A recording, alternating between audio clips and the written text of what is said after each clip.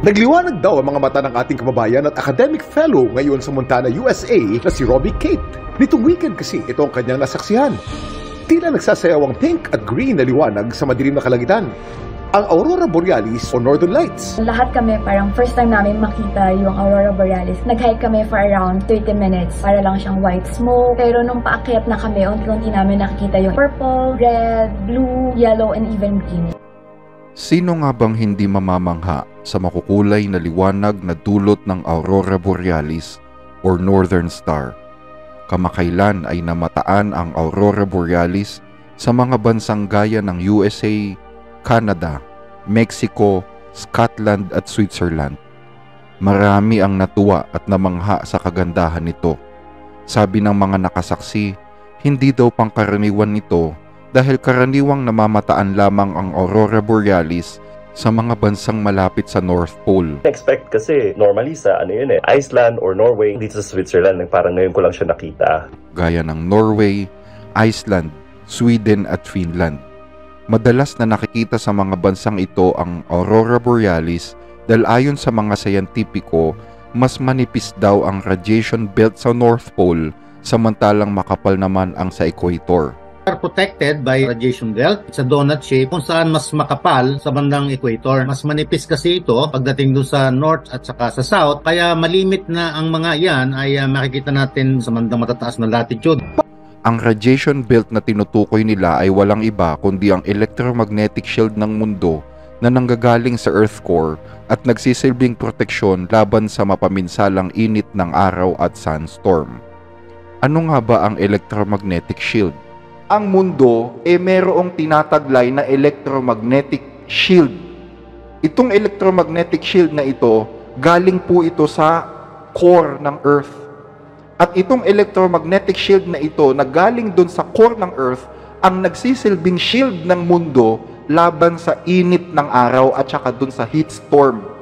So, anong pwedeng mangyari kapag humina itong electromagnetic shield na ito? Bobombahin tayo ng heat storm galing sa araw. For your information mga kababayan, sabi ng mga scientists, thousands of years ago, napakalakas daw nitong electromagnetic shield na ito. Malakas ito. Meron itong tinataglay na 130 billion amperes thousands of years ago. Pero nababawasan daw ang lakas nito ng 50% kada 20,000 taon. Every 2,000 years, nagle-lessen ang energy nito ng 50%. So after thousands of years, gaano na kaya ito kahina ngayon? Kasi ilang 50% nang nabawas dyan, di ba? Nangangahulugan ba ito na ang paglabas ng Aurora Borealis sa ibang mga parte ng mundo ay nagpapakita na nagiging manipis na rin ang electromagnetic shield sa ibang parte ng mundo? Kung totoo ito, posibleng manganib ang mundo sa mga darating na panahon. Kasabay ng pagnipis ng electromagnetic shield ng mundo, ay kapansin-pansin din ang kakaibang kinikilos ng araw nitong mga nagdaang panahon.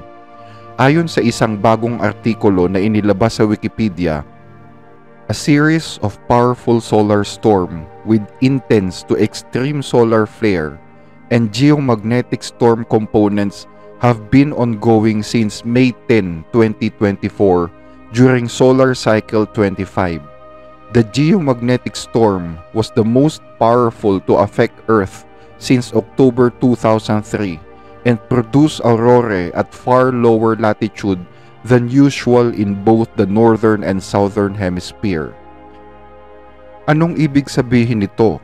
Ang paglabas ng Aurora Borealis sa ibang mga bansa maliban sa mga bansa kung saan normal itong nakikita, ay epekto pala ng isang malakas na solar storm na nagaganap ngayon sa araw mula pa noong May 10, 2024.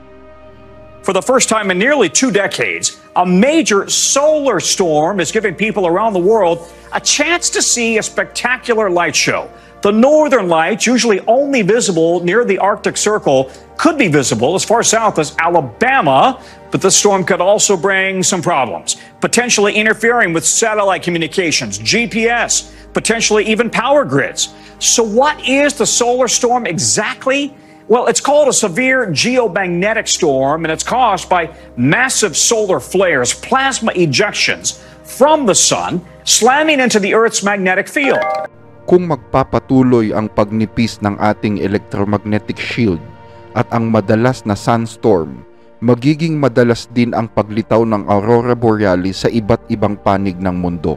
Pero dapat ba natin itong ikatuwa? Dapat ba nating pagkatuwaan ang makukulay na aurora borealis? Kung magiging madalas ang pagkakaroon ng sunstorm at direktang tatama ito sa mundo na lalo pang magpapanipis sa proteksyon ng Earth, posibleng maapektuhan nito ang power supply ng iba't ibang mga bansa.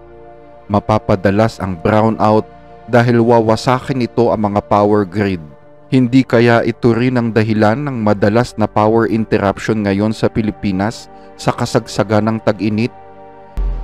Isa ka ba sa naperwisyo sa sunod-sunod na brownout? Sabi ng Department of Energy kanina sa pagdinig ng Energy Committee sa Kamara, dahil yan sa mga nagsha-shutdown na planta ng kuryente dahil sa matinding init at mataas na demand. Isa pa sa mga posibleng maging epekto ng sunstorm ay ang pagkawasak ng internet at communication system ng mundo, gaya ng nangyari noong 1859. Noong 1859, naganap ang isang malakas na sunstorm kung saan nakita rin ang aurora borealis sa Amerika.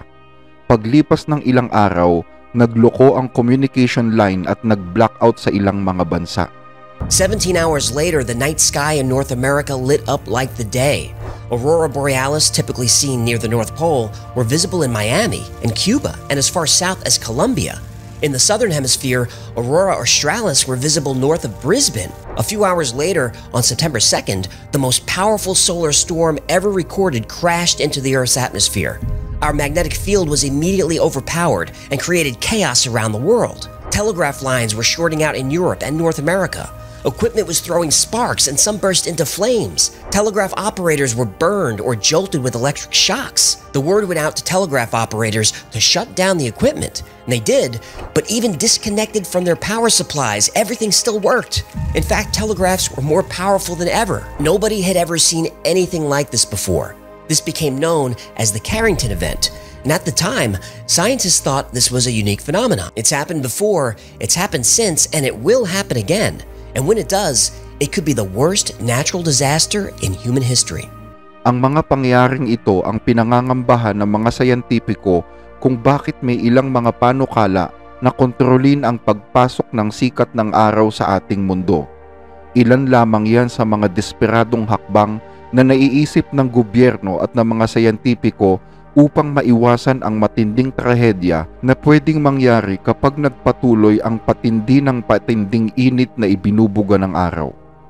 Pero ano pa mang hakbang ang gawin ng tao upang kontrolin ang init ng araw, wala rin itong magagawa dahil ang lahat ng ito ay itinakda na ng Diyos upang parusahan ang isang mundong patuloy na nagkakasala at tumatalikod sa Kanya.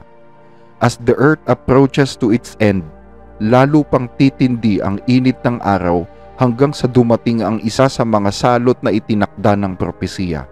Ang sabi ng Biblia, at ibinuhos ng ikaapat ang kanyang mangkok sa araw, at ibinigay nito sa kanya ng masunog ng apoy ang mga tao. At nasunog ang mga tao sa matinding init, at sila'y namusong sa pangalan ng Diyos na may kapangyarihan sa mga salot na ito, at hindi sila nagsisi upang siya'y luwalhatiin.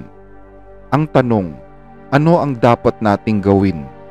Kung wala tayong magagawa upang pigilin ang patuloy na paglala ng ating panahon, anong ipinapayo ng Biblia upang tayo ay maligtas sa paparating na trahedyang ito? Ang sabi sa 2 Pedro 3:11 hanggang 14, yamang ang lahat ng mga bagay na ito ay mapupugnaw ng ganito. Ano ngang anyo ng pagkatao ang nararapat sa inyo sa banal na pamumuhay at pagkamaawain, na ating hinihintay at pinakananasa ang pagdating ng kaarawan ng Diyos, na dahil dito'y ang sangkalangitan na nagniningas ay mapupugnaw at ang mga bagay sa langit ay matutunaw sa matinding init. Ngunit ayon sa kanyang pangako ay naghihintay tayo ng bagong langit at ng bagong lupa na tinatahanan ng katwiran. Kaya nga mga minamahal, yamang kayo'y nagsisipaghintay ng mga bagay na ito, pagsikapan ninyong masumpungan kayo sa kapayapaan na walang dungis at walang kapintasan sa paningin niya. Ano ang sabi ng Biblia?